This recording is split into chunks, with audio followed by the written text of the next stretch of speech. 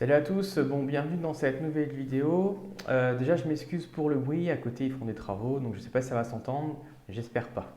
Donc on va parler dans cette vidéo aujourd'hui du patient agressif, comment prendre en charge un patient agressif.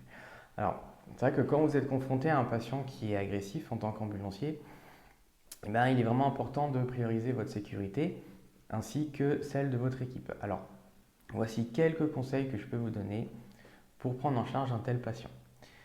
Vous allez tout d'abord évaluer la situation. Vous allez essayer de comprendre en fait pourquoi le patient il est agressif. Donc ça peut être dû à de la douleur, à de la confusion, à de la frustration ou d'autres raisons médicales, comme par exemple l'hypoglycémie. En fait ça va vous aider vraiment à mieux gérer la situation. Un deuxième conseil que je pourrais vous donner, ça va être d'appeler des renforts si nécessaire. Donc si vraiment la situation elle est vraiment hors de contrôle ou vous avez besoin d'aide, eh bien n'hésitez pas à demander du renfort, que ce soit le SMUR ou les forces de l'ordre. Voilà. Un autre conseil, vous allez garder une distance de sécurité. Alors si possible, vous allez maintenir une distance sécuritaire avec le patient agressif, hein, afin en fait, d'éviter tout risque de blessure. Assurez-vous de garder une voie de sortie, un échappatoire vraiment si la situation elle se dégrade et que ça devient dangereux pour vous. Restez calme aussi, rassurant. Vous parlez au patient d'une voix calme et rassurante. Vous essayez de le calmer en lui expliquant que vous êtes là pour l'aider, vous n'êtes pas là pour lui faire de mal.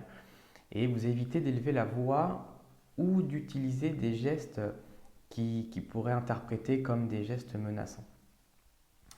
Vous allez aussi utiliser une communication non verbale si besoin. Alors, parfois, la communication verbale, elle peut aggraver la situation.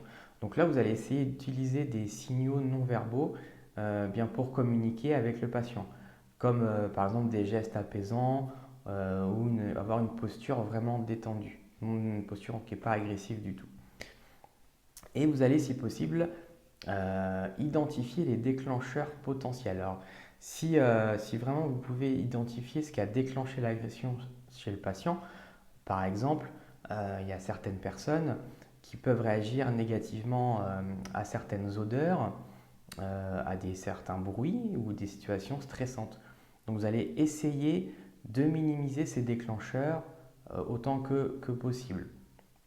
Et un conseil vraiment important, ça va être d'éviter les confrontations physiques.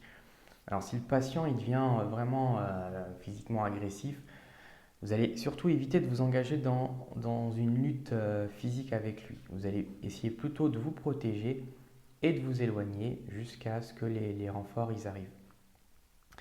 Mais il faut se rappeler que vraiment chaque situation elle est unique et il peut être nécessaire de s'adapter en fonction des circonstances. Et rappelez-vous que la sécurité, c'est toujours la priorité absolue, n'allez pas vous mettre en danger.